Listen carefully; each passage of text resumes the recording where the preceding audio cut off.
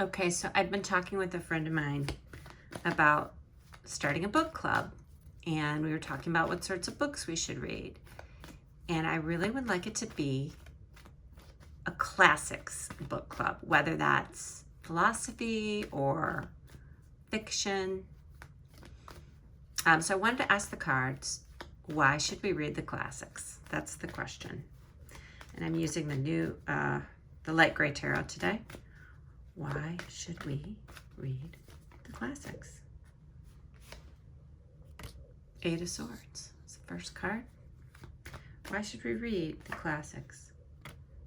Ace of Cups. Why should we read the classics? Nine of Wands. Because we should read the classics because there are things that we cannot see. There are great truths in life that we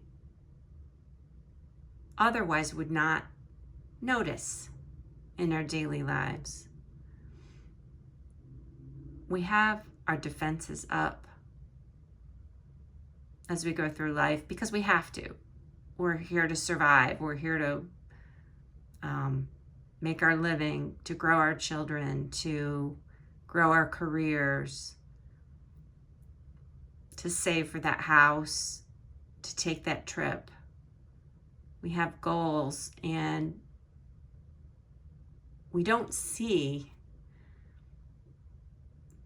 the richness, the message that some of these classics provide us. So I think when we read the classics, some of those, our lives are put into perspective when we are free to live another's life. Let's see what else the cards have to say about reading the classics. Why should we read the classics? Why should we read the classics? All right. Got the Knight of Pentacles. Why should we read the classics? Why the classics? Two of Pentacles. Pentacles. All right. Let's see one more here. Six of Pentacles. Knight of Pentacles. These are three Pentacles cards in a row. Very slow. I think a lot of people hesitate to pick up the classics because they can be long. They can be difficult. They're not always difficult, but they can be wordy. If you've ever read a Victorian novel, you know how wordy they can be, or a Russian novel for that matter. There are a lot of names to keep track of. If you've read War and Peace or Anna Karenina,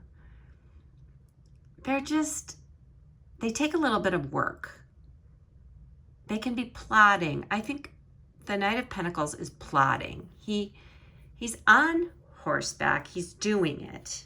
He's doing the thing. Although it's interesting to me that his eyes are covered up in this card. Can you see that? It's like he doesn't see. Just like her in the Eight of Swords. She doesn't see. He doesn't see either.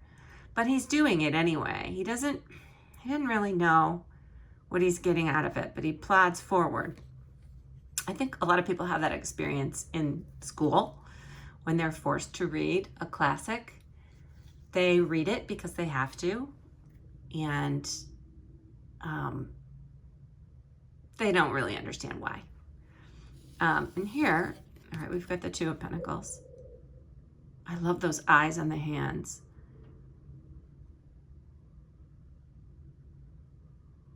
The Two of Pentacles is a plan.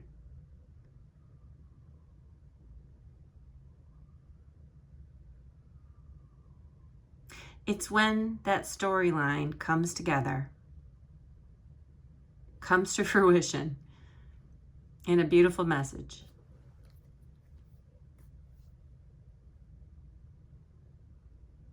I think when discussing the classics, this card indicates the artistry of the composition of a book. You know, I read Anna Karenina again for the third time recently, and I was struck by so many wonderful juxtapositions of the characters and the way that he put the book together.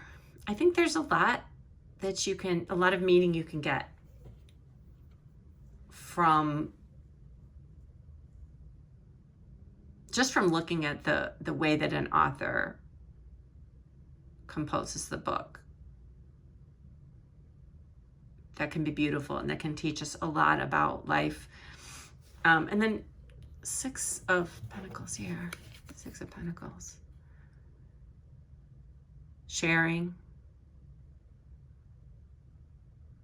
I think so many people have read the classics that it's a great icebreaker sometimes. Well, I guess it depends on your crowd, but it's a way of sharing the human experience when you can talk to anyone anywhere about a certain book, a classic, a Hemingway novel, or Faulkner. You know, if you've both read it, you have a point of similarity, a jumping off point.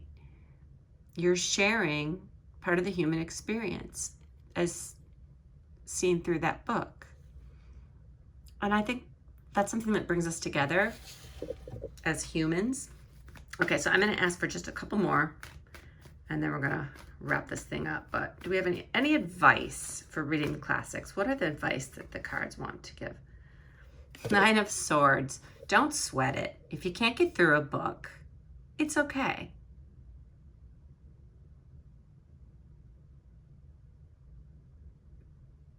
Don't stress about it. You don't need anything more to stress about, but there are some real strong emotions in some of these books.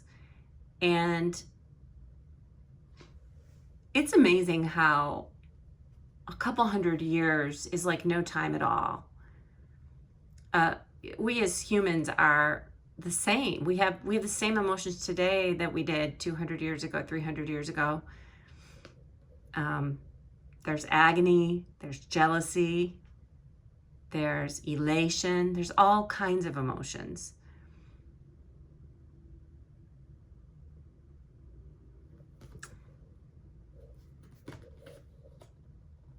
Yeah, look at that. Three of Swords. There's heartbreak. Gosh, Anna Karenina, there's so much heartbreak in that book. But there's also a lot of joy. I think when we narrow our world to just looking at our own lives the way we are today, we miss out on a lot of human experience. And I think one thing that the classics can do is it can open up a world of emotions. Maybe emotions that we haven't experienced, or emotions that we have experienced long ago in the past that we're not currently experiencing, but it can kind of awaken us, or awaken our awareness to other people, put ourselves in other people's shoes, make us more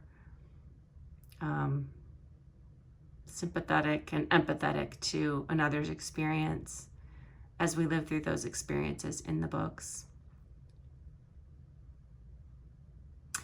I think the tarot is saying that we should be open to being sad through classics. It's a great way to experience emotions that maybe don't fit into our real day-to-day lives. I mean, I guess it's similar in some ways to watching a television show.